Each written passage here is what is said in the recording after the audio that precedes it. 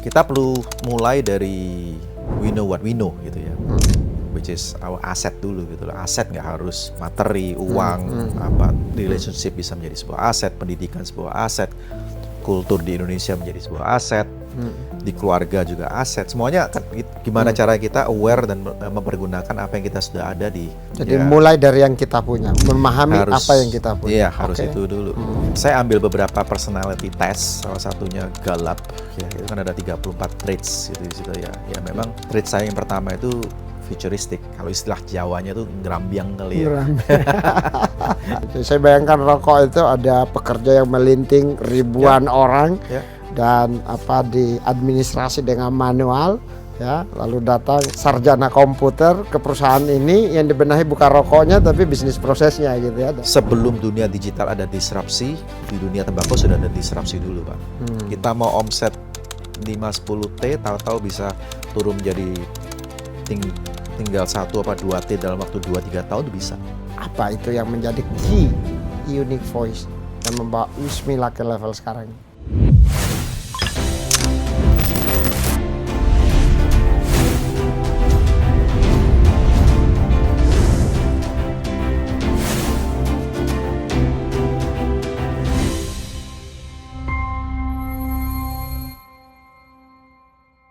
Tribuners, kita di acara Leaders Hub, platform yang menghubungkan para pemimpin, calon pemimpin dengan para pemimpin. Kita berharap mendapatkan sharing pengetahuan, kisah inspiratif, dan success stories. Saat ini saya bersama Pak Ronald Wala. Selamat datang Pak di Tribun. Terima kasih Pak Dahlan. Beliau ini lahir di Belanda, besar di Surabaya, kuliah di Maryland, lalu ke Washington DC, kuliahnya ilmu komputer, lalu di engineering. Gitu. Bagaimana 4 daerah ini membentuk Bapak ke level hari ini? Silakan Pak Ron. Ya ngeflow aja ya. Kan kita sering baca juga ya bahwa atau mendapatkan advice atau komen dari banyak orang kalau ingin menjadi orang yang kreatif itu harus bisa melihat banyak perspektif. Nah, supaya bisa melihat banyak perspektif berarti harus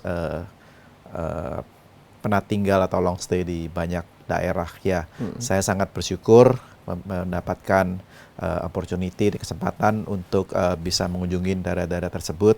Ya, waktu itu memang orang tua sedang sekolah di Eropa ya, karena juga mungkin sampai sekarang ya kalau sekolah di Jerman itu tuition fee-nya atau uang sekolahnya gratis atau ya minimum lah dibanding negara lain mahal gitu ya. Jadi makanya banyak sekali yang mereka bersekolah di sana.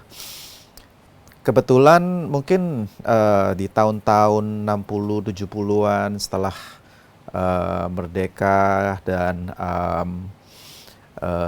dunia mungkin sedang yang ngelit adalah baby boomers ya. Jadi Amerika lah sedang superpowernya gitu. Jadi kiblatnya pada ke arah sana juga gitu. Jadi opa saya juga kebetulan beliau suka baca, beliau sempat sekolah di China juga pada waktu teenagernya ya, di tahun 1920-an, 1925 itu ya. Beliau juga sangat percaya dengan negara-negara di Western. Jadi oleh karena itu di zaman saya juga umum yang habis sekolah di Indonesia, setelah selesai SMA mereka sekolah keluar ke Amerika gitu ya. Ya di sana senang sekali, kebetulan tante saya juga sudah tinggal di sana. Jadi kalau mama saya dari beliau sekolah di Jerman, kalau tante saya kiblatnya lebih ke Amerika. Dan memang pada waktu saya kecil itu melihat komputer itu kenapa gitu ya, kayak ada magnet gitu. Nggak tahu, mungkin karena film pada waktu itu, atau jadi bayangan saya itu, saya ingat waktu itu SD. melihat komputer itu seperti teman gitu ya, seperti ini mungkin bisa diajakin bicara, bisa guyon, bisa apalagi sekolah kan susah gitu kan, malas sekali belajar, malas sekali ngafalin gitu ya, jadi tinggal tanya aja ke komputer gitu ya. Itu bayangan saya kira waktu 3 SD, 4 SD. Lalu kebetulan orang tua saya di kantor beli nih komputer yang pertama. Waktu itu apa ya nih? Merek apa tuh? IBM masih? IBM tapi PC mungkin dulu kan ada PC XT, AT, mungkin sebelum XT kali nggak tahu apa namanya pakai floppy disk itu. Main game, ya udah. Gamenya apa Pak? Aduh. Waktu itu juga susah banget mau mainan di komputer karena kan mahal gitu ya. Lalu di ruangan ber-AC sendiri seperti kayak masuk lab gitu ya. Jadi kalau pas saya lagi di sana ya minta waktu sebentar bisa main-main. Gamenya apa ya waktu itu? Kalau yang bukan PC, dulu biasa kita main apa ya? Pac-Man dan segala macam. Ya, ada Digger. Centipede ya. Itu mungkin padahal di tahun Digger. Iya, Digger. Karena komputer XT itu. Iya. Tetapi saya bayangin, loh ini kok nggak bisa saya ajakin bicara, nggak bisa saya ajakin. Tapi ya udah, terus setelah itu orang tua saya les ini ya, les di luar. Programming zaman waktu itu bahasa Basika namanya. Waktu itu saya ingat mungkin saya kelas 3 SD atau 4 SD. Di situ saya lihat, saya belajar ya kode yang sangat basic ya Basika. Sebelum Microsoft, sebelum Microsoft OS itu. Jadi PC OS kali waktu itu ya. Belajar ada namanya loop itu, for. Di situ saya apa ya, bukan seperti terkesima atau terinspired. Wah ini kalau bisa loop ini enak, bisa otomatisasi gitu ya. Nah saya dasarnya orangnya sangat males. Jadi ya ini menjadi pemikiran bahwa ini menjadi sebuah solusi gitu untuk di masa depannya untuk banyak hal gitu ya.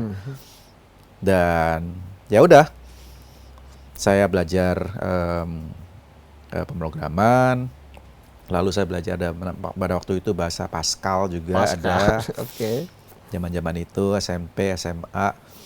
Terus saya biasa planning, bukan planning ya, atau mungkin membayangkan ya, wah tahun 2000 itu seperti apa, karena waktu itu kan masih tahun 80-an ya. Keren ya tahun 2000 ini, nomornya 2000. Mungkin sering lihat film kartun, film Star Wars, Superman yang futuristik gitu ya. Jadi itu waktu Bapak masih SMP? SD malah. Dari SD, SMP. Ya, Unyil juga lihat sih. Ya. Tapi ya mungkin terinspired sama itu, ya sering membayangkan gitu aja gitu. Oh, tahun 2000 ini keren juga kalau saya menikah tahun 2000 keren juga gitu ya. Tapi ya kejadian juga saya menikah tahun 2000. Saya ketemu dengan Diana, istri saya di University of Maryland. Terus sebelumnya lagi waktu SMP kelas 3 kali ya. Saya pingin sekolah yang berhubungan dengan komputer ini gitu. Lalu waktu SMA, SMA 2 apply saya lihat beberapa universitas ada nih program computer science gitu. Oh ya udah, saya apply beberapa sekolah. Ada 2 subjek yang saya suka sih, sebetulnya international business sama computer science.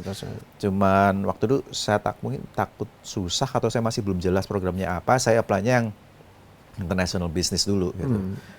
Setelah beberapa sekolah, saya akhirnya diterima di University of Maryland. Tadinya saya mau di tempat lain karena ada tante saya juga di situ kan, saya ingin ada freedom dikit gitu ya. Tapi dilihat-lihat ternyata University of Maryland ini program computer science-nya top 15 gitu ya di Amerika, di US gitu ya. Jadi ya udahlah, saya memang ambil international business dulu, terus habis gitu saya pindah major ke computer science, dan di situ memang senang sekali. Jadi kayak ya pertama kali keluar dari rumah, lalu bebas. Saya sangat independen sih dulu. Saya suka main tenis. Pas apartemen saya di depan ada lapangan tenis apartemen gitu ya. Jadi tiap kali pulang sekolah lihat ada orang main tenis apa enggak, ada yang main saya ajakin main gitu ya. Tok lalu sore malam ya utak-utik sama komputer saya gitu ya. Banyak anak-anak sekolah di major computer science itu yang bilang susah gitu ya, kayak sekolah arsitek kan juga gitu ya, banyak kayak project gitu ya, sampai nggak tidur. Tapi kalau saya malah enjoy gitu. Jam 10 malam, jam 11 malam saya ke mana komputer lab, bikin enak sekali, tenang gitu ya, saya bikin. Lalu ya begitulah, sambil lalu saya juga bertemu dengan teman saya dari Surabaya yang punya passion yang sama. Dan kebetulan saya masuk kuliah kan mulai tahun 91 ya. Jadi itu mulai awal-awalnya internet ya. Netscape baru, HTML baru 0, berapa waktu itu ya. Kalau di sekolah fasilitas kan luar biasa, internet kan cepet, free, bisa pakai email gitu ya. Keren sekali, saya pikir wah antara komputer bisa bicara gitu. Apalagi bukan bicara aja sebelahan, tapi bisa bicara di mana aja gitu. Ya, seneng sih. Terus habis itu operating system Linux juga baru keluar ya. Coba-coba setengah mati installnya. Kebetulan teman saya juga geek gitu, jadi ya ya saya belajar banyak sih dari beliau, namanya Luis. Dan tentunya di situ saya juga bergaul dengan beberapa teman yang sama-sama geek komputer zamannya itu.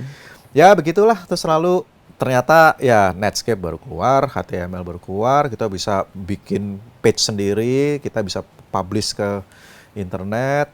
Terus lalu Steve Jobs juga dia kan bikin komputernya dia sendiri, namanya Next. Ya, setelah dia dipecat itu dari situ. Keren sekali, bisa ada Windows-nya, sudah jauh lebih bagus daripada Windows 3.0 yang waktu saya SMA belajar. Ya udah, kebetulan di sana memang nggak terlalu banyak orang Indonesia juga ya, jadi ya cukup nerdy sih. ya belajar sendiri, paling main tenis sambil ya ketemu beberapa teman yang sampai sekarang masih banyak yang tinggal di sana. Dan sampai sekarang saya tiap Desember masih ke daerah Maryland DC situ sih. Relaxing aja. Saya potong sedikit. Tahun 99 kan selesai. 98 itu kan Google baru nongol, 95 ada Amazon mulai, dan itu sudah masuk ke booming ya internet waktu itu. Bagaimana suasananya waktu itu, Pak? Jadi saya kena .com boom,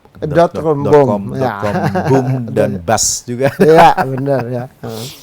Jadi waktu saya hampir lulus undergrad S1, mungkin tahun 94-95, itu saya udah mulai bikin ini nih, online shop.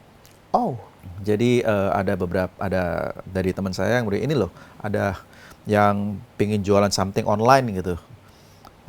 Terus waktu itu saya lagi mulai belajar bahasa pemrograman pakai PHP. Dan ternyata sampai sekarang masih dipakai. Luar biasa, ada PHP, ada MySQL, ada Postgres database, ada banyak. Jadi memikirkan banyak solusi yang bisa. Kendalanya koneksi sih. Jadi pada waktu itu slow, masih pakai modem. Terus sampai akhirnya saya pindah ke daerahnya rada kota, dapat koneksi yang bagus, akhirnya bisa lebih produktif. Saya seharusnya kembali ke planning. Jadi waktu itu SMP saya pengen sekolah komputer, saya kesampaian, lalu seharusnya itu saya pulang tahun 98-99 ya, karena undergrad selesai, saya mau kerja dulu sekitar 2 tahunan di sana, lalu ngambil S2 atau master. Setelah itu pulang, dihitung-hitung kira-kira tahun 98-99, tetapi di Asia sedang krismon ya. Krismon ya. Jadi ya udah stay dulu di sana. Kejadian tahun 2000 saya menikah, lalu tahun 2022 ya saya baru pulang gitu ya. Pada waktu 99 tahun 2000 itu ya mulai zamannya .com ya. Jadi Y2K, saya juga waktu saya kerja di sana, saya sempat bikin project Federal Amerika tentang spare part pesawat. Lalu kena program Y2K year 2000 yang takut sistem crash semua itu. Lalu zaman Ameritrade, trading online, yang mana sampai sekarang juga masih ada. Jadi ya interesting juga sih, saya sempat ada invest di beberapa perusahaan yang sampai tikernya udah nggak ada ya, eToys namanya. Tapi saya juga invest mulai dari Microsoft, Oracle, barang-barang itulah, eBay. Ya interesting juga. Aku saya ngambil master di George Washington University.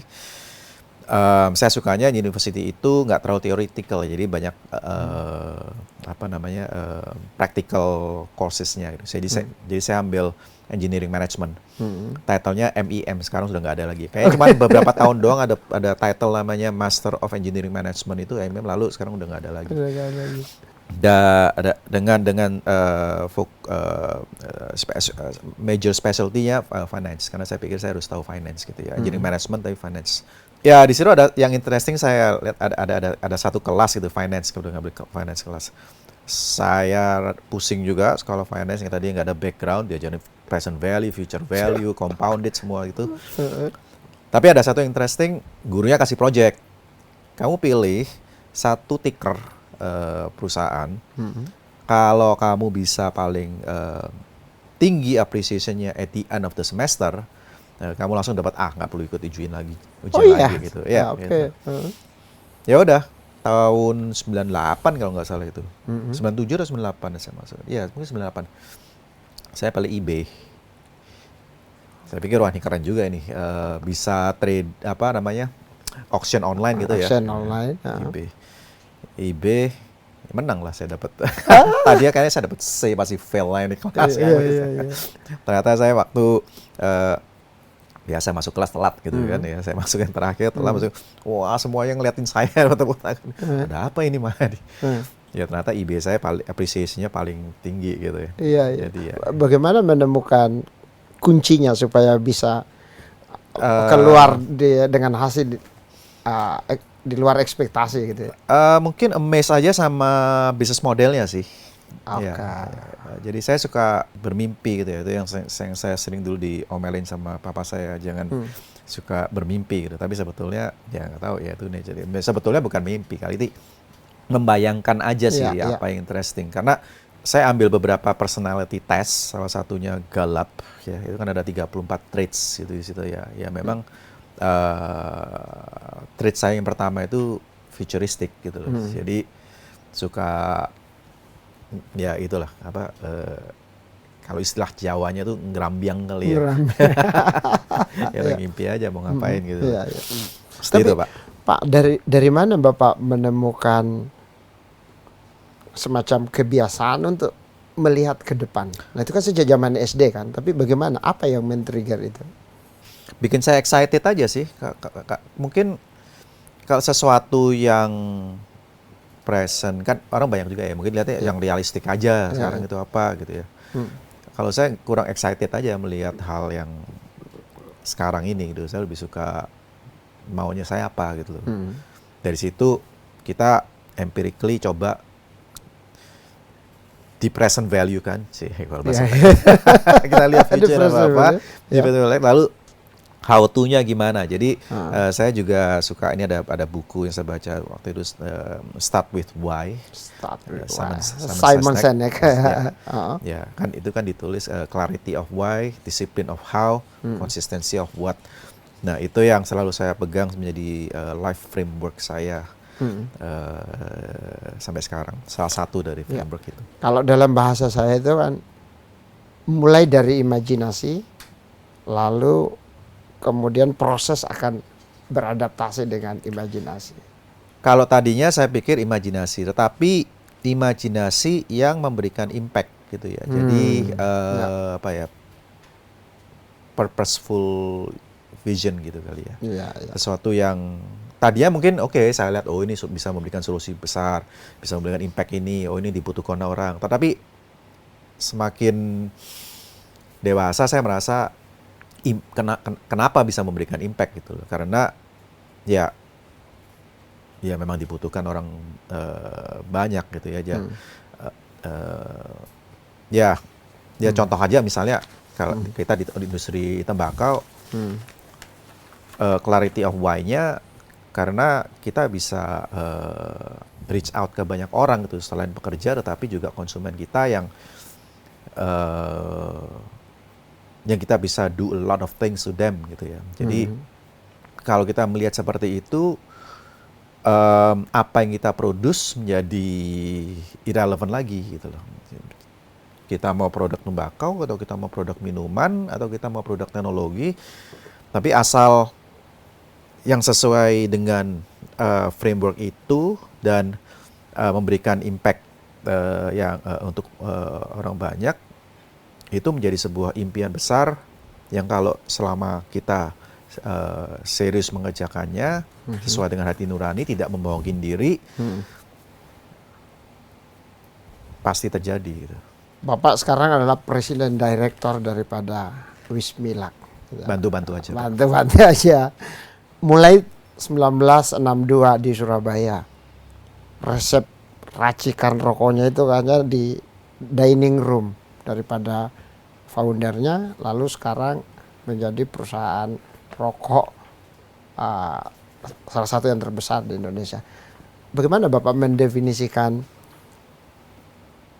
Wismilak yang mulai dari tempat yang sederhana itu menjadi begini besar, Pak? Tentunya bukan saya, Pak. Saya sih hanya meneruskan aja dan membantu-bantu, tetapi mungkin saya berusaha mentranslasikan sesuai dengan my belief dan my mindset gitu, untuk membesarkan. Dan pada waktu tahun 2012 kita IPO ya, dan di situ saya dipercayai untuk menjadi CEO. Start 2012 Pak ya? 2012 Desember, 18 Desember. Dan di situ karena diberi kepercayaan, lalu somehow ada refleksi gitu ya. Kenapa saya, apa yang saya harus lakukan, apakah aset saya. Nah makanya ini tergodok gitu ya oleh framework dari Seven Habit ya. Mungkin kalau ada di Seven Habit. Ya, di situ kan ada Stephen Covey. Ya, Stephen Covey. What is your unique significant voice gitu ya. Nah, itu adalah sesuatu yang harus kita asah terus sesuai dengan passion kita apa, talenta kita apa, needs atau yang dibutuhkan orang banyak itu apa, dan hati nuraninya apa. Nah, itu yang di 4 hal itu yang diasah terus menjadi. Jadi kita perlu mulai dari we know what we know gitu ya, which is our asset dulu gitu loh. Aset nggak harus materi, uang, relationship bisa menjadi sebuah aset, pendidikan sebuah aset, kultur di Indonesia menjadi sebuah aset, di keluarga juga aset. Semuanya gimana cara kita aware dan mempergunakan apa yang kita sudah ada di spiritual belief kita juga aset gitu kan. Jadi mulai dari yang kita punya, memahami apa yang kita punya. Iya, harus itu dulu. Dari situ lama-lama kita bisa merasa bersyukur gitu kan. Karena kalau enggak mikirnya, wah saya nggak punya ini, yang lain kok punya itu, saya nggak bisa dapat yang itu. Jadi akhirnya negatif gitu kan. Jadi belief bahwa positive energy bakal attract positive energy, itu yang sesuatu transformasi di hidup saya yang nyata gitu ya. Jadi dengan refleksi hal-hal itu semua, banyak nih hal-hal yang karyawan ada ribuan orang, saya harus bertanggung jawab. Selain karyawan, saya juga harus bertanggung jawab kepada orang tua, kepada leluhur, ke founder. Dan jadi reflecting clarity of why-nya banyak banget. Clarity of why-nya banyak banget. Dan kalau kita lihat artifacts dari leluhur banyak sekali, mulai dari generasi pertama yang di sini, filosofi beliau 3 tangan lah, sampai ke logo perusahaan kita yang empek tua itu di Wismilak, steak and carrot filosofi, lalu bukan hanya steak and carrot aja, tapi juga membawa diploma, yang mana artinya ya steak and carrot ya, kita harus kerja keras mendapatkan buah, tetapi ditambahin lagi oleh opa saya Lee Kun Lee, diploma berarti bahwa kita selain bekerja keras, kita juga harus belajar Dan ini sesuai dengan aktivitas beliau in the past, yang beliau suka baca, Western oriented, jadi supaya terbuka wawasannya dan lain sebagainya. Terus selain itu juga ada 9 bintang yang di atasnya MPEC tersebut. Yang 9 artinya 9 adalah digit tertinggi di dalam desimal gitu ya. Jadi dan kalau kita lihat bahasa dalam bahasa Chinese-nya juga Chiu ya. Chiu berarti long lasting ya. Kalau kita translasikan ke zaman sekarang adalah sustainability mungkin ya. Iya. Lalu banyak sekali di pak rokok kita ada 18 gelombang, makanya namanya Gelora Jaya. Terus ada logo seperti logo Mercy gitu ya, kecil di situ. Yang kalau ini sampai sekarang pun saya masih belajar ini, masih baca-baca. Ada aja hal-hal baru yang saya temukan karena untung sekali di tahun 90-an papa saya bikin buku keluarga gitu ya. Jadi interview dari founder-founder yang masih ada gitu ya. Jadi logo tersebut untuk melambangkan bahwa produk Wismilak itu adalah produk yang mengutamakan value, mengutamakan kualitas. Jadi apa yang dibeli oleh konsumen itu harus memuaskan konsumen beyond expectation. Jadi dan untuk bukan betul-betul mass market, tetapi untuk mereka yang memang middle class atau middle up gitu ya. Makanya mungkin logo Mercy tersebut kan pada waktu itu Mercy sampai sekarang ya adalah untuk kalangan yang di atas itu. Jadi sangat bersyukur sekali bisa menemukan artifacts tersebut sehingga memperkuat clarity of why tadi. Dan ini kalau di pendidikan barat, profesor segala, alangkah baiknya kalau sebuah purpose dari perusahaan itu tercermin ada logonya gitu loh. Nah dari situ saya melihat lagi kembali, nah ini kan sudah jelas semua. Sampai warnanya hijau, Pak. Maknanya apa tuh? Hijau kan lambang sustainability. Sustainability. Regardless, ya oke lah tembakau memang hijau, tapi juga sampai sekarang kan eco color kan green. Green, ya. 2012 masuk sebagai CEO dan tadi salah satu tantangan Bapak adalah menemukan unique voice. Ya. Bagaimana cara Bapak temukan itu? Jadi proses kreatifnya dan apa itu yang menjadi key unique voice yang membawa Wismilak ke level sekarang? Mungkin sebuah journey beberapa tahun ya. Karena saya sadar pada waktu itu the way of doing our operation itu outdated gitu ya. Harus di transform mulai dari digitalisasinya dan segala macam. Karena saya dasarnya sukanya otomatisasi, jadi dan background saya di situ, saya pikir ini kita harus pakai ERP gitu ya. Oke. Jadi kuliah komputer sama engineering tadi sekarang recall deh. Ya sebetulnya ERP ini waktu saya sekolah tahun 90-an itu saya berlangganan ini majalah IT gitu ya. Waktu itu apa namanya saya lupa. Sering baca SAP, Oracle, ERP itu. Tapi mahalnya. Nah, kebetulan orang tua saya juga mungkin suka ya saya belajar itu ya. Jadi di perusahaan kami pada waktu 90-an itu sebelum saya pulang juga sudah mulai dibikin, tapi in-house gitu. In-house. Tapi masalahnya kalau dibikin tidak dengan blueprint yang jelas, tambal sulamnya itu malah bikin runyam gitu kan. Jadi saya pikir udah deh, sekalian ini momentum, kita mau IPO juga, kita install SAP gitu ya. Yang mana sebuah miracle juga, karena itu sesuatu yang saya impikan 15 tahun yang lalu. Saya nggak tahu kenapa hal ini, banyak hal yang terjadinya baru 15 tahun kemudian hari. Lama banget gitu loh. Tapi yang saya dapatkan itu malah berlipat-lipat lebih dari apa yang saya ekspektasikan 15 tahun sebelumnya. Itu sering terjadi ke saya gitu. Jadi luar biasa sekali, bersyukur.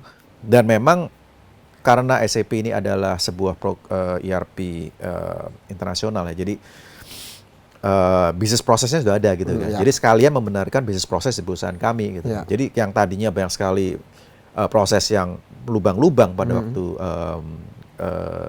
nggak disiplin biasa gitu kan. Dengan adanya ini mau nggak mau harus lewat terminal ini dan harus melewati proses ini dulu. Kalau nggak proses yang ini nggak bisa jalan gitu loh. Okay. Ya ini merapikan sekalian banyak hal. Sehingga kalau pada waktu itu omset kita kan ada cabang di beberapa kota gitu ya. Kota tersebut omset bisa perform bagus kalau kita datengin, tapi begitu kita pergi omset turun lagi gitu. Berarti kan ya nggak ada sistem. Nggak ada sistem gitu Yes, kan. okay. Ada yang salah gitu kan. Jadi ini tidak solve semuanya, tapi paling nggak kita bisa monitor. Jadi sebetulnya business intelligence itu dashboard penting sekali. Dan lompat sampai sekarang luar biasa, akhirnya ada AI yang saya bayangkan, maksudnya saya inginkan mendapatkan teman itu dari kapan dulu 15 sampai 20 40 Dari tahun zaman nih. SD. 40 tahun ya? Iya, 40 tahun. Iya. 40 tahun Iya, baru terjadi bisa berkomunikasi dengan mesin. bisa memberikan input dan hal-hal yang lebih relevan untuk manusia. Jadi sekarang ya the world of abundance, tugas kita semua yang bagaimana caranya untuk stay curious dan leveraging apa yang kita ada sekarang ini gitu. Tapi ini menarik Pak Ronald. Produknya adalah rokok, tapi Bapak memperbaiki bisnis proses. Iya, harus yang bisnis menjadi proses. salah satu sukses daripada Karena banyak Wismillah. sekali repetisi di sini sebetulnya. Iya. Di industri rokok itu udah ratusan tahun kan. Jadi ya repetisinya banyak. Tinggal yang di lapangan ini bagaimana cara kita supaya bisa kreatif dan memberikan nilai tambah dan kalau istilahnya memberikan jiwa terhadap barang ini. Dan ini bukan hanya rokok aja ya, tapi semua barang mau susu ultra atau apa brand yang lain, bagaimana caranya memberikan jiwa ke produk tersebut gitu. Oke, ini menarik ini. Jadi saya bayangkan rokok itu ada pekerja yang melinting ribuan orang Ya. dan di administrasi dengan manual ya, lalu datang sarjana komputer ke perusahaan ini yang dibenahi bukan rokoknya tapi bisnis prosesnya gitu ya. Jadi membenahi Wismillah bukan kepada produknya tapi kepada bisnis prosesnya berdasarkan pengalaman panjang tadi. Ya, sebetulnya sekolah teknik komputer itu sebuah mindset sih, Pak, bukan mindset untuk menjadi visionary karena digital ya, listrik digital kita bisa very powerful gitu ya. Apa ya powerful berarti kita harus bisa bertanggung jawab terhadap power tersebut. Jadi harus bisa vision apa yang berguna gitu ya. Lalu tentunya untuk membuat sebuah produk tersebut harus bisa perlu proses. Dan prosesnya pasti banyak trial and error. Coba ini, coba itu, coba ini. Kita lihat semua e-commerce yang jadi ya banyak sekali trial and errornya gitu ya. Amazon mulai dari jualan buku doang sekarang jadi jualan macam-macam sampai AWS-nya ternyata yang profitable, yang AWS-nya, cloud-nya gitu ya. Everything store. Ya. Jadi teknik untuk troubleshooting sebuah isu itu yang jadi makanya ya saya sebenarnya suka melihat problem gitu. Apa yang bisa solving problem itu memberikan adrenalin ke saya gitu. Ya. Dan itu basically komputer sebenarnya.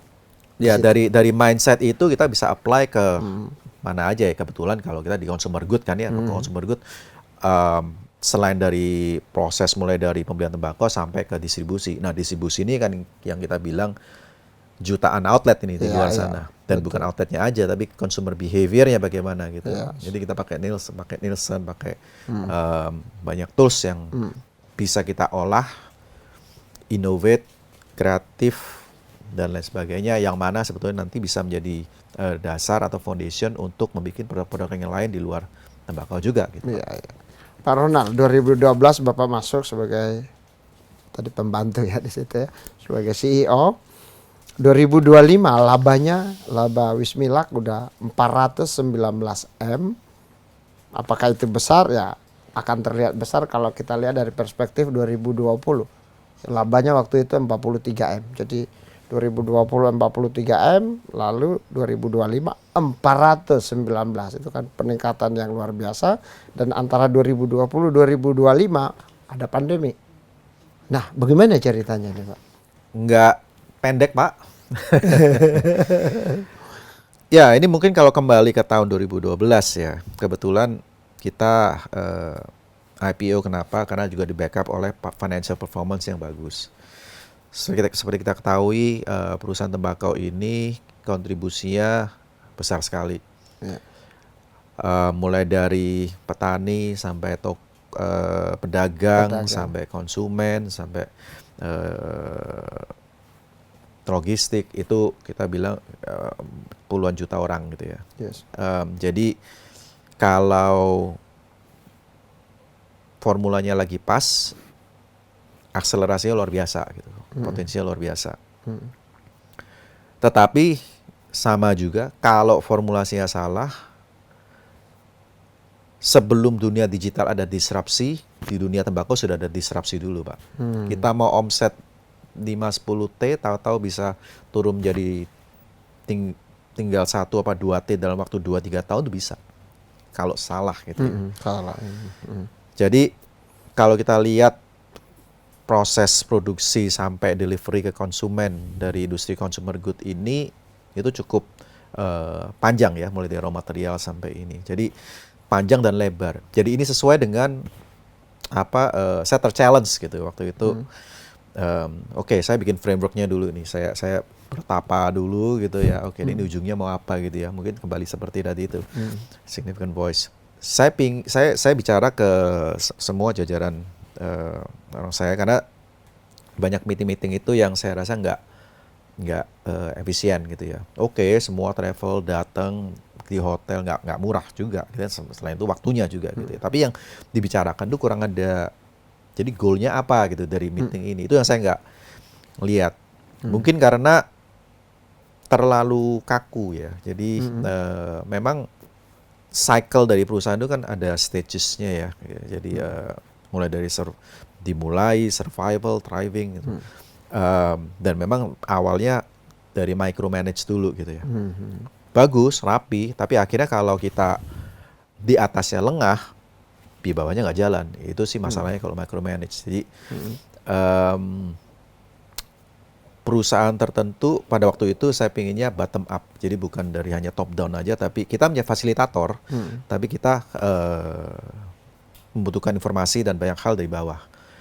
Saya coba simplifikasi karena itu adalah mindset dari teknik komputer ya sebetulnya. Bagaimana membuat masalah yang kompleks menjadi simple. Saya fokus ke 2 hal, yaitu produk dan human resource. Itu aja. Human resource cari orang, ya kita tahu lah, orang sangat dinamis, perlu pendekatan, perlu waktu, training, segala macam. Jadi jelas orang perlu, karena kita perlu bottom up, kita perlu ambasador Wismilak di lapangan. Tetapi kalau kita mau lebih cepat lagi, ya udah produk. Produk berarti gimana? Kita perlu mendapatkan orang yang memang jago bikin blend ini gitu loh. Ya udah, terus kebetulan beberapa ada yang join, lalu kita perbaiki produk dan terbukti itu kira-kira tahun 2017, tahun 2018. Dan jadi setelah mungkin 5 tahun, karena saya sudah envision ini kita IPO, tapi kalau cara kerjanya seperti ini hanya sementara aja, nggak sustainable gitu loh. Itu yang saya khawatirkan gitu sampai dan akhirnya terjadi juga gitu ya. Jadi makanya dilihat. Jadi sebetulnya saya suruh mungkin turnovernya itu mulai 2018 kali ya. 2018. Iya.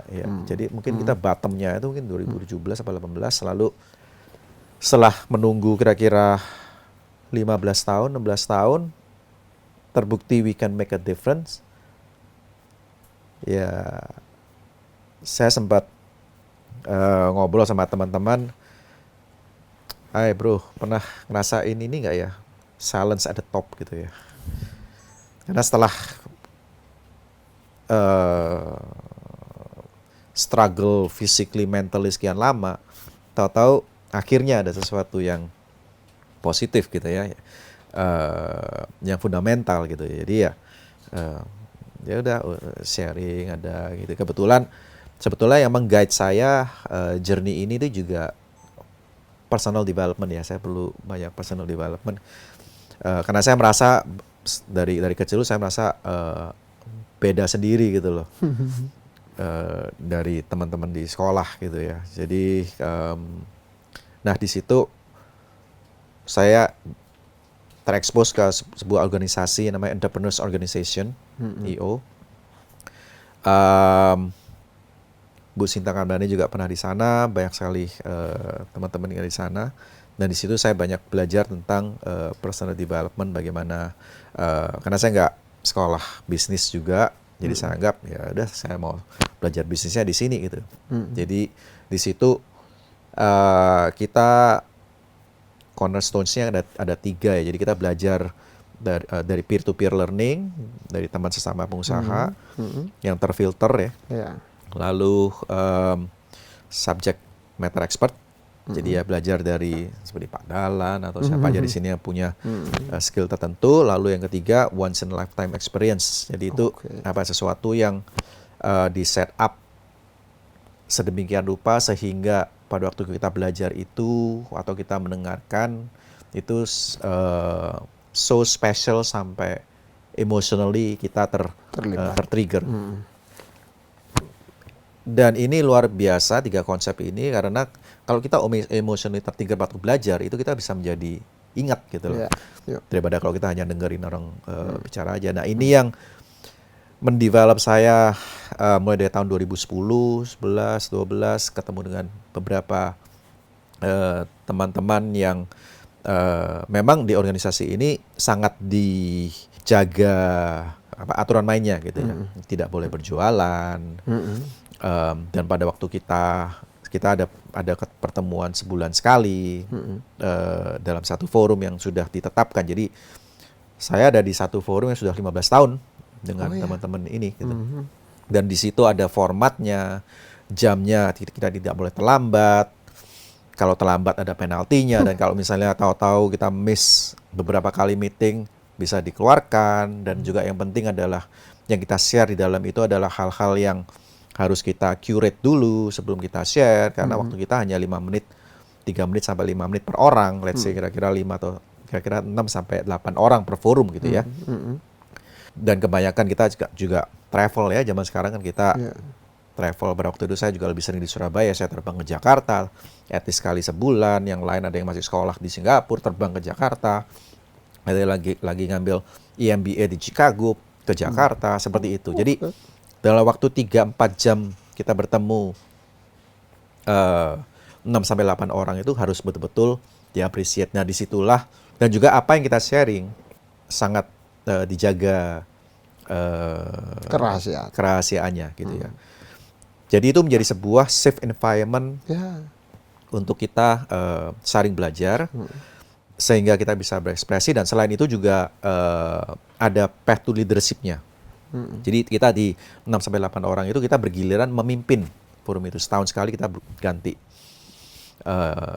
Setelah kita menjadi pemimpin di forum kecil itu, kita bisa kontribut di organisasi, di board gitu ya, untuk memimpin satu chapter dan lain sebagainya sampai ke bisa menjadi pemimpin di luar negeri gitu ya. Nah ini personal development yang sangat powerful. Saya mendapatkan banyak sekali framework seperti ini. Saya terekspos sampai ke Lemhanas karena kan macam-macam ya yang di dalam situ. Nationality saya juga tertrigger dari founding father Bung Karno segala macam, sehingga saya bisa memformulasikan bersama-sama dengan tim purpose book. Jadi saya kombinasikan mulai dari logo Impact di Wismilak sampai akhirnya kita formulasikan di purpose book itu apa tujuannya bekerja di Wismilak gitu ya. Bukan hanya untuk menyenangkan bosnya aja, bukan. Tapi title-nya dibikin apa yang membuatmu Indonesia di situ. Di situ isinya mulai dari 4 konsensus dasar Indonesia, UUD 45 Bhinneka Tunggal Ika, Pancasila ya. Itu semua kita memformulasikan purpose statement. Jadi dalam purpose book tersebut ada purpose statement.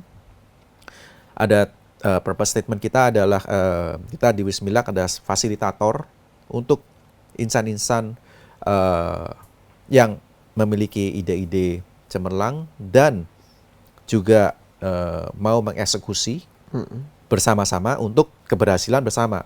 Jadi makanya yel-yel kita itu salam BMS. BMS adalah bersama meraih sukses, dan bersama meraih sukses kita menjadi core values dari perusahaan. Yang B pertama bersama meraih sukses, M-nya memiliki integritas tinggi, S-nya semangat continuous improvement, BMS. Lalu kita ada behavior-nya juga. Jadi kita jabarin lagi dari mulai apa yang buatmu Indonesia, purpose statement, core values, lalu action nyatanya apa gitu. Ya, DSC tadi. Kita juga ada DSC, kita ada Passion Field, kita ada Desa Wismilak. Saya juga aktif di Apindo di bidang UKM. Luar biasa dah, karena dia belajar dari banyak orang dan dengerannya capek memang. Tapi saya juga ada baca dari bukunya McKinsey ini mengenai centered leadership. Selain itu juga ada lagi yang juga mengena buat saya, yaitu founders mentality. Ada lagi buku satu by authornya saya lupa namanya. Jadi ada beberapa itu yang menjadi cornerstone saya untuk intinya life by design. Life by design. Ya, di situ saya mendefinisikan saya ini apa, my definition of success apa, yang membuat saya happy apa, my leadership style seperti apa, personal branding saya apa, itu yang saya definisikan. Core values saya apa, core values bisa kita upgrade terus, dan ini juga lewat I.O. saya terekspos ke program meditasi, karena intinya kita kerja keras dan semuanya. Yang penting bagaimana caranya managing energi kan. Saya membaca beberapa tokoh yang melakukan meditasi untuk mengontrol pikiran dan mengasah kemampuan untuk melihat sesuatu lebih jernih gitu ya. Bapak meditasi setiap hari atau sekali seminggu atau? Ya, saya sampai sekarang juga nggak ngerti, karena kalau kita lihat apa memang seharusnya meditasinya tuh bisa 20 tahun nggak makan, kaki di atas. Tapi kalau saya sih cuma berdoa aja sih sebetulnya. Saya emang biasa berdoa pagi mau makan tuh sebelum tidur, tapi itu saya convert dengan ada teknik meditasi yang ya cuma paling 5 menit atau berapa, coba untuk alignment aja gitu sih. Apa yang Bapak rasakan manfaatnya untuk pikiran sama dalam konteks mengelola perusahaan yang besar seperti Wismilak? Sebetulnya saya kan melalui masa ya, dari tahun 2002-2003 itu saya melihat nggak ada yang saya kurang align dari cara operate perusahaan. Lalu ibu saya sakit tahun 2005 sampai 2007.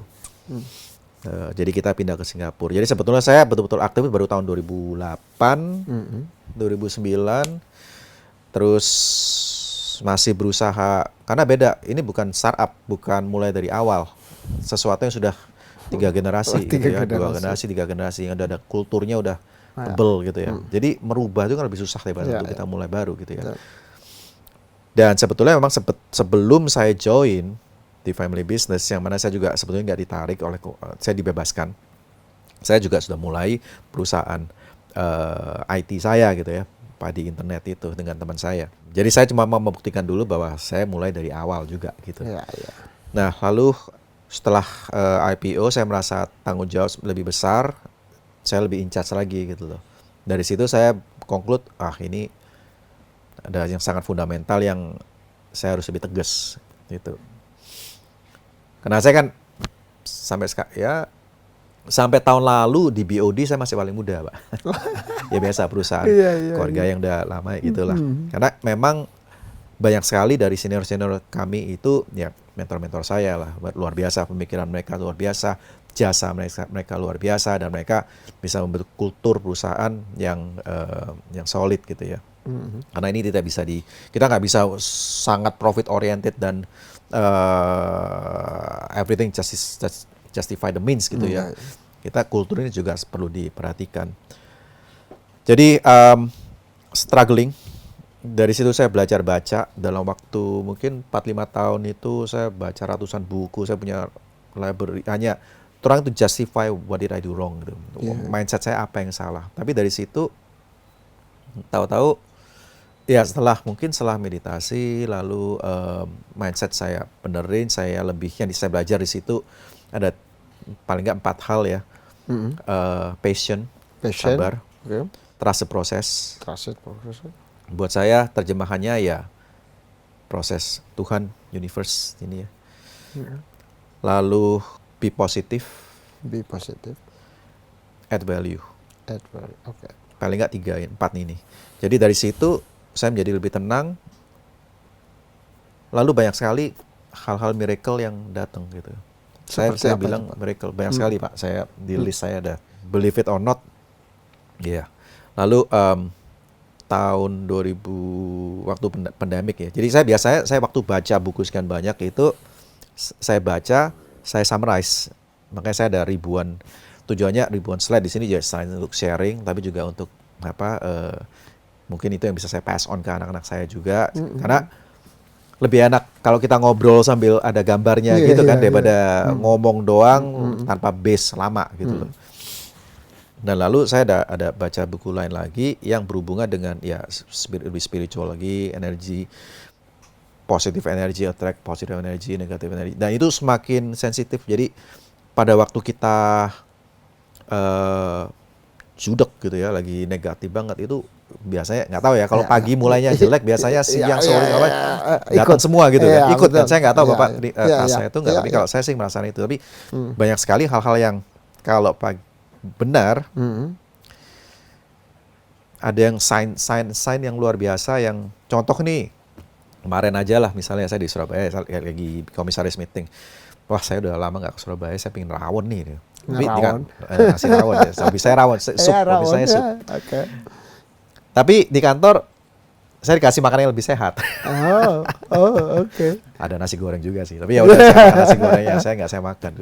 Pada waktu sorenya saya balik Jakarta semalam. Di lounge ada rawon. Padahal jarang di Juanda nggak selalu, maksudnya 50-50 lah atau mungkin less than 50-50 dapat rawon. Ya udah saya makan rawon. Hajar aja udah gitu. Itu contoh simple Pak, hal seperti itu. Ya sama aja hari ini juga bisa kita tahu terkumpul, kita ngobrol podcast tanpa Surya ada. Jadi buat saya itu kadang-kadang seperti tiap 2-3 hari itu ada temanya gitu. Kalau pas ngomong ini tahu-tahu bisa mirip-mirip gitu ya. Ini ada mirip-mirip gitu ya. Jadi ya luar biasa aja sih. Jadi makanya itu juga saya catat. Saya nggak aktif journaling, tapi kalau ada yang buat saya meaningful, miraculously ya saya catat untuk bikin saya lebih mungkin bersyukur aja untuk maintain positive energy itu. Tapi dari semua itu mungkin yang paling berat itu passion, sabar. Karena saya mengalami hal yang apa yang saya inginkan banget gitu ya. Datangnya bisa 15-16 tahun kemudian, tapi hasilnya siapa yang nyangka bisa ternyata berlipat-lipat lebih dari apa yang saya bayangkan itu. Dan itu semakin banyak. Jadi lalu saya ada baca buku lagi yang lebih menjelaskan scientifically tentang positive energy dan semuanya ini. Selain kita membayangkan, tapi kita juga harus dengan hati gitu. Jadi sama aja percuma kalau misalnya kita pengen sesuatu tapi untuk ego kita sendiri gitu kan, negatif. Nah itu biasanya susah, berat jadinya. Jadi selama ini sama ininya align, itu akan datang nih, karena opportunity itu abundance gitu ya. Gitu ya. Tuhan itu melihat, dan kalau kita mendengarkan antara ini dan ininya align, kalau istilahnya beliau ini elektrofrekuensi, kalau ini magnetic frekuensi. Jadi kalau digabung menjadi elektromagnetic frekuensi yang akan mengattract banyak opportunity positif datang ke kita. Dan setelah itu saya menjadi less and less micromanaging dan fokus ke yang important sih. Dari situ bisa lebih peaceful apa segala macam. Tapi jangan lupa pada waktu kita berhasil pasti kita akan mendapatkan cobaan yang lebih berat lagi supaya kita bisa naik kelas, ya itulah mungkin pembelajaran hidup di dunia ini. Iya, iya. Tapi itu menarik, Pak. Eh, Gimana mengelola perusahaan begini besar, praktis sekali, ada produknya, ada jualan, ada customer gitu ya. Tapi pada sisi yang lain itu dibingkai dengan filosofi, purpose yang sangat kuat tentang manusia ya, tentang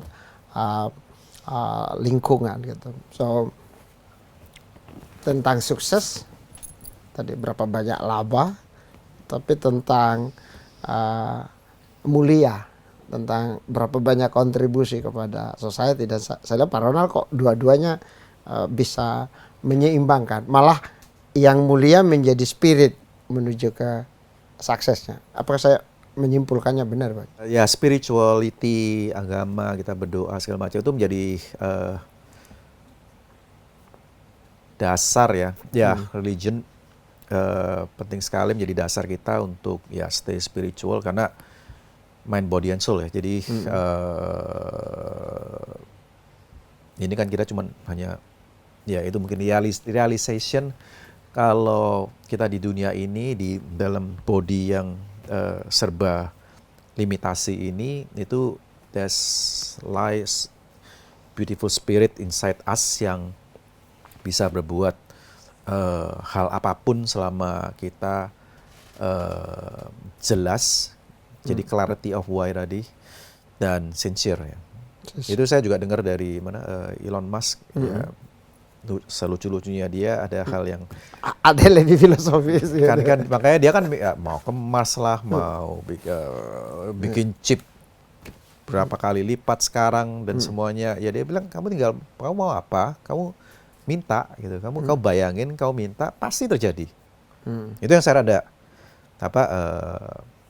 orang kayak gini juga very spiritual juga ya ternyata ya. Saya mendengar waktu dia lagi bikin Fab Lab ya yang di Texas. Kebetulan anak saya juga lagi sekolah di sana sekarang. Gitu.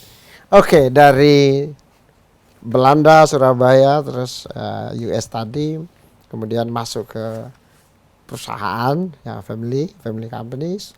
Sukses tuh tadi 2012 masuk.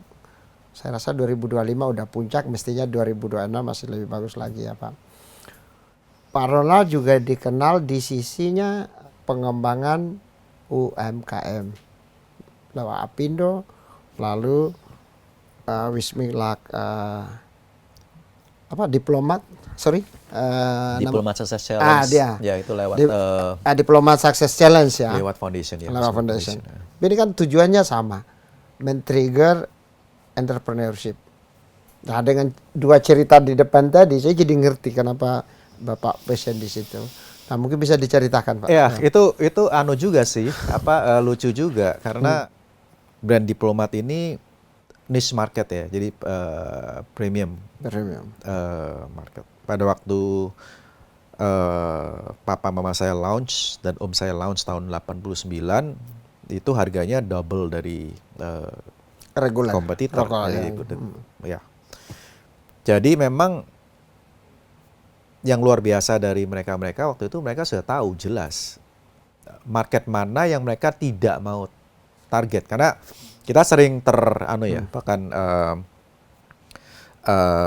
serakah gitu, maunya semua target gitu. Tapi kalau mereka fokus gitu, mereka tahu mana yang mereka nggak mau target. Ada bukunya juga itu dari Al Reed.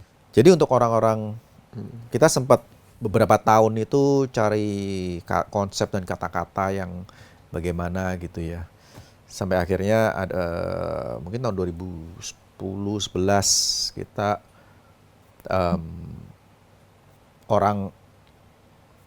kalau orang karena premium ya, jadi kan punya duit gitu ya, baru bisa beli barang kita, gitu kan ya. Dan itu 2 kali lipat dari harga reguler. Iya, itu kalau kita di tahun 89 ya, tapi di tahun 2010, 2011 beda, lebih dekat gitu. Jadi kalau orang yang sudah berkecukupan, itu apa yang mereka butuhkan? Ya, fulfillment give back, gitu kan. Tapi pada waktu itu give back itu masih susah diterima, karena simbol dari orang sukses atau orang berkecukupan itu materi. mobil, private jet, boat, apa gitu-gitu gitu, rumah tinggi gede. Gitu. Jadi itu nggak jalan, akhirnya kita dapat ide, ada yang baca bukunya Build to Last to bukunya siapa itu yang sekarang saya sampai lupa. Stephen Covey juga kali ya. Ini Stephen Covey yang Ada dua waktu. Jim. Ntar kita ada ya ya. oke. Ada serinya kan, ada beberapa itu. Build to Last. Untuk siapa? Untuk orang sukses. Ya udah, kita akhirnya fokus kita ke sukses. Lalu kita bikin Diplomat Success Challenge. Pada waktu itu masih Donald Trump belum. Jadi ada program mereka apprentice ya. Di Amerika sangat populer. So yang sangat bisnis populer. segala kita bisa relate gitu ya.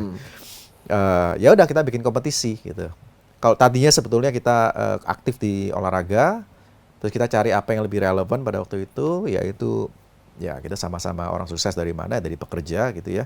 Kompetisi ide. Tahun-tahun pertama 600, 700 proposal kita terima, tapi consistency of what kita jalanin terus. Sekarang udah tahun ke-17 ya. 17. Oke. Dan kita terima minimum 40.000 proposal per tahun. Wow. Dan terima kasih juga ke tim dan cukup kreatif. Tiap tahun bisa evolving gitu ya temanya, cara eksekusinya.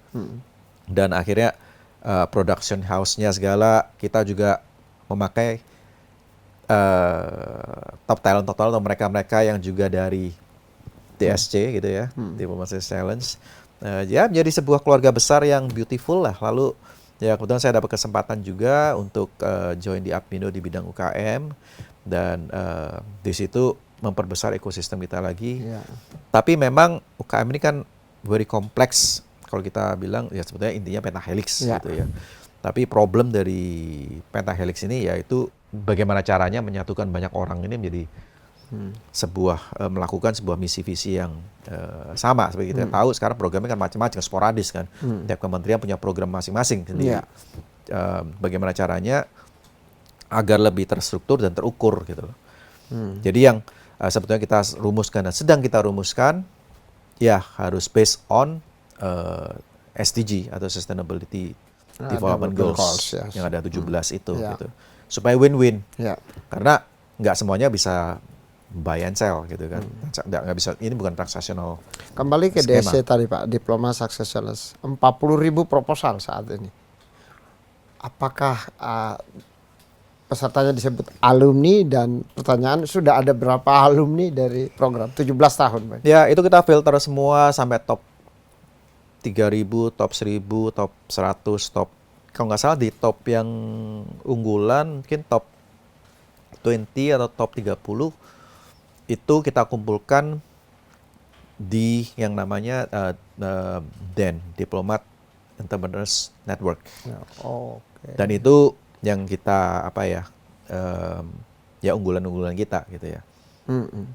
Tapi kita percaya bahwa sebetulnya UKM ini kita memberikan banyak sekali capacity building, tapi sebetulnya ujung-ujungnya kan UUD Pak.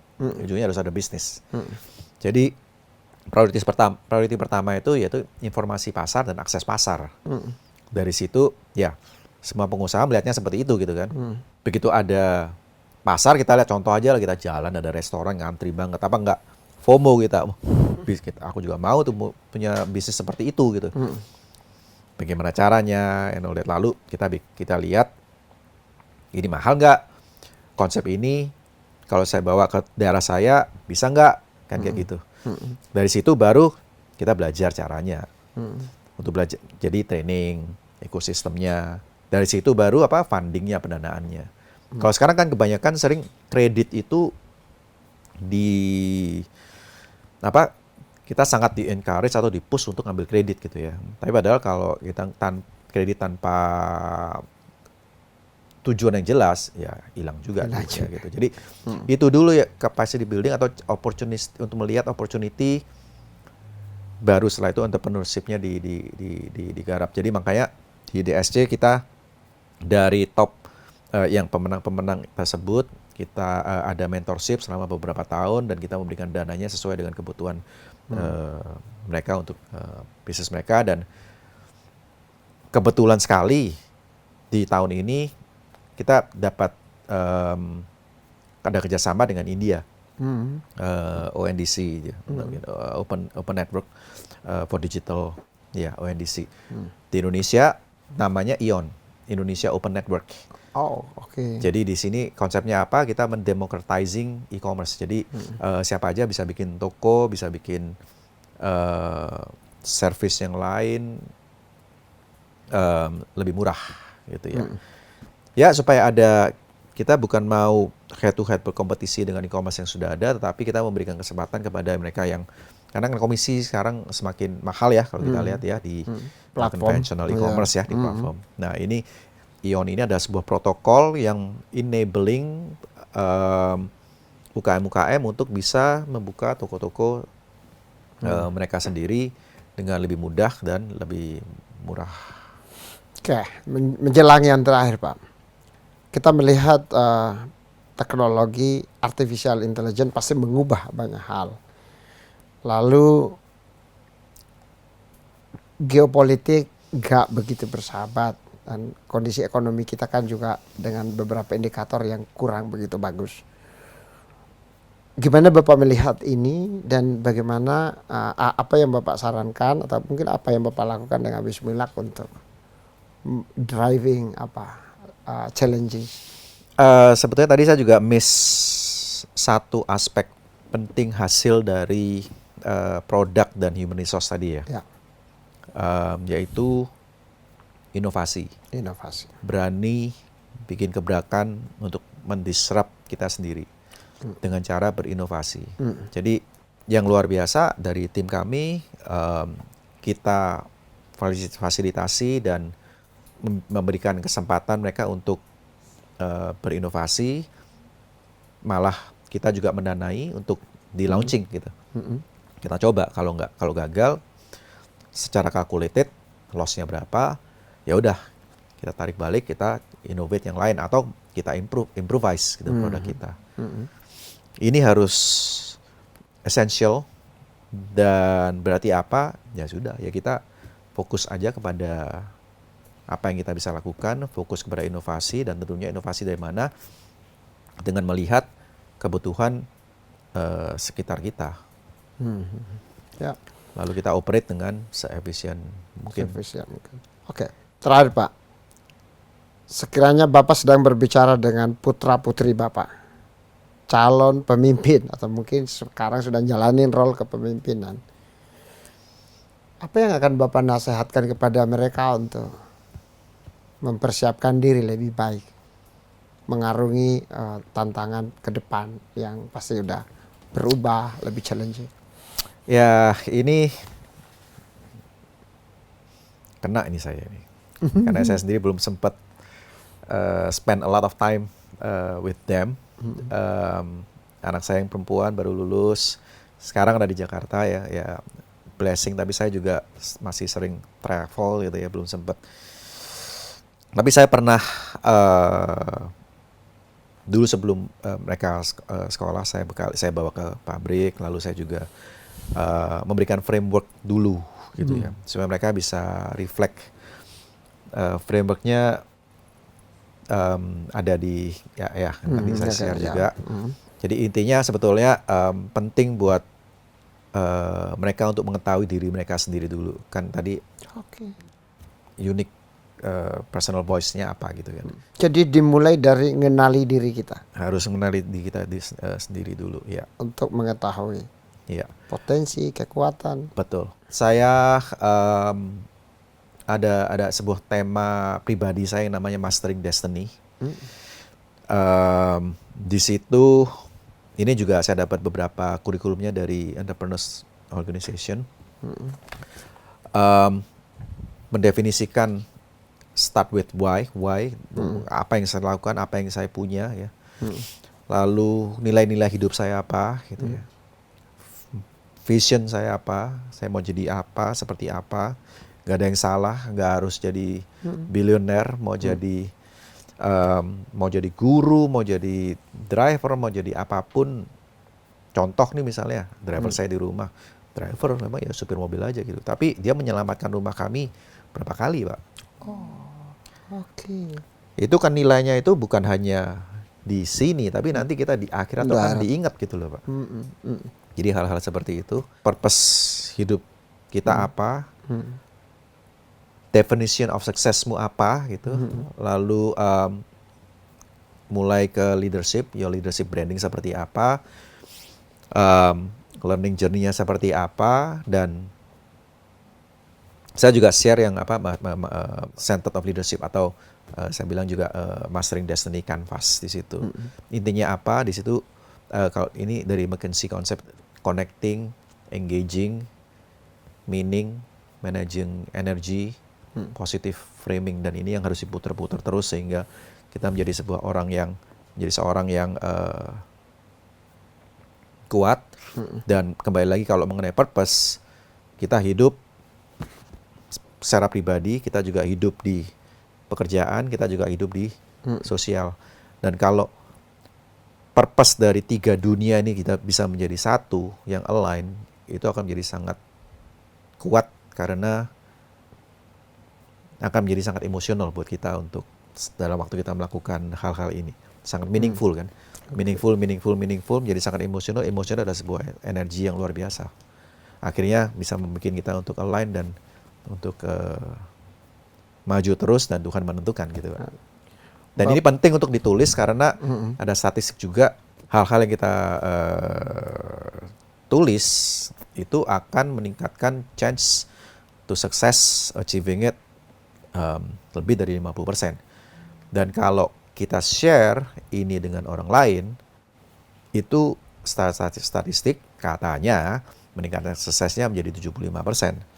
Jadi makanya di sini di Entrepreneurs Organization di sebuah forum ini kita membahas ini dan melihat milestone kita di mana untuk sukses bersama. Dan saya juga belajar bukan hanya di IO, tapi saya juga join di Young President Organization atau YPO. Bu Sinta Kamrani juga di sana, Pak Erick Thohir juga di sana, Pak Hasim juga di sana, banyak. Jadi belajar dari orang-orang yang hebat-hebat ini dalam sebuah safe environment yang penuh dengan humility sangat penting. Dan dari buku Stephen Covey juga mereka bilang surround yourself with the right people, karena ini akan mengamplify your positive energy untuk maju bersama itu, Pak.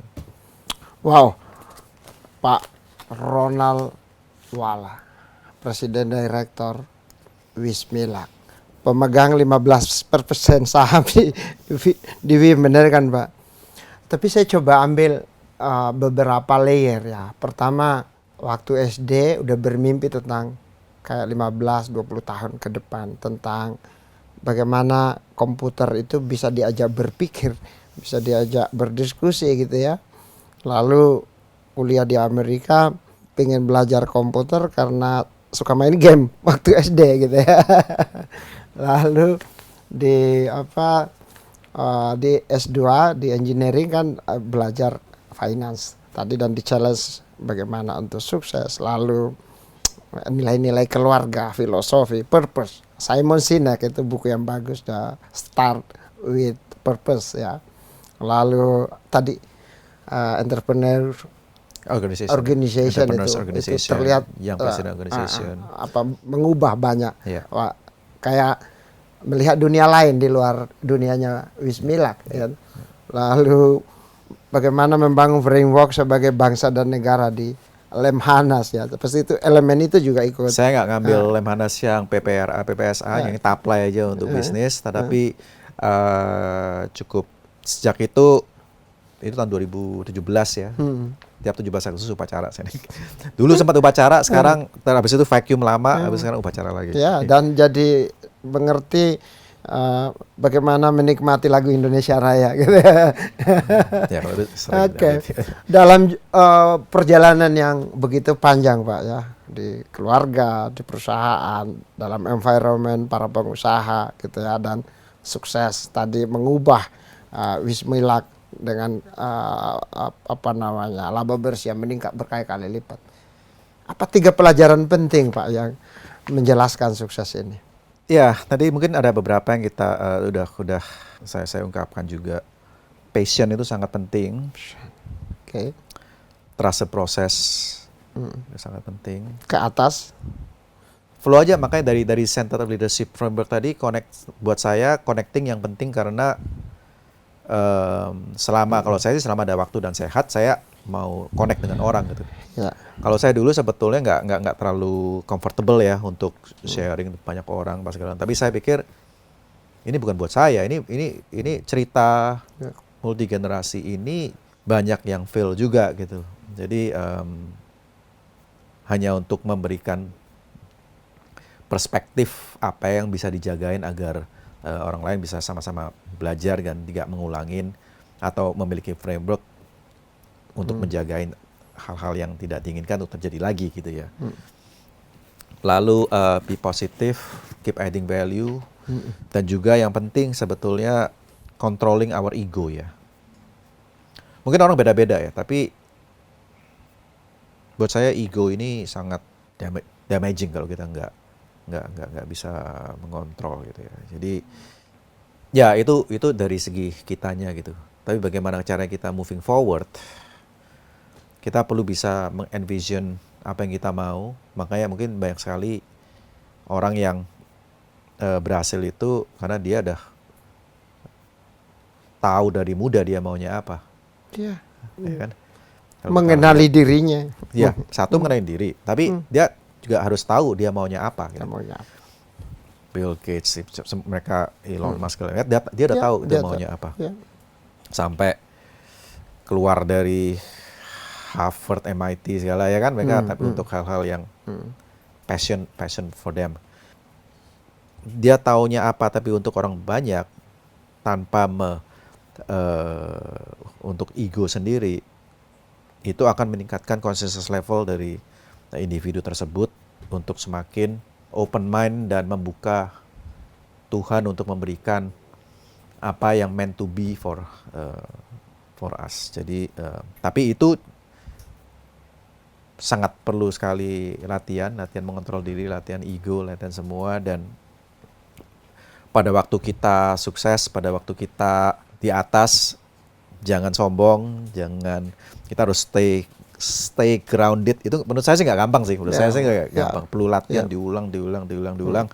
Tapi ya percaya aja, yang penting bahwa apa yang kita inginkan untuk kita dan orang banyak itu akan terjadi, dan hasilnya bukan hanya untuk kita aja tapi juga untuk penerus kita. Jadi kan salah satu definisi leader kan successful leader itu ya itu kita sukses dan juga penerus kita menjadi orang yang sukses. Jadi itu mungkin beyond hidup kita, beyond lifetime. Jadi jangan expect kita waktu hidup sekarang ini pingin di-treat orang, di-respect orang seperti ini. Respect to be earned. Most likely setelah kita udah lewat masanya. Setelah itu orang baru ingat, baru apa segala macam, pahlawan apa segala macam. Ya. Interesting ya, itu kenapa kita turun di sini kan? Kita sendiri yang milih juga. Tribuners, kita berdiskusi dengan Pak Ronald Wala, Presiden Direktur Wismilak, orang atau tokoh yang mengubah perusahaan legasi yang berdiri tahun 60-an ini dari laba 43M 2020 menjadi 419M 2025 dalam 5 tahun. Tapi lebih dari 1 jam kita berdiskusi. Ini sukses ini tidak tentang perusahaan mula-mula, tapi tentang people, tentang human, tentang pemimpin yang itu juga berbicara tentang manusia, passion, mengenali diri, membangun imajinasi, dan bagaimana berhubungan ke atas dan berdampak kepada masyarakat. Terima kasih Pak. Luar biasa Pak, terima kasih kesempatannya. Ini sharing yang semoga menjadi amal yang mulia. Amin. Dan berguna bagi para pemimpin Indonesia. Amin untuk kita semua. Terima kasih. Terima kasih Pak. Terima kasih Pak. Luar biasa.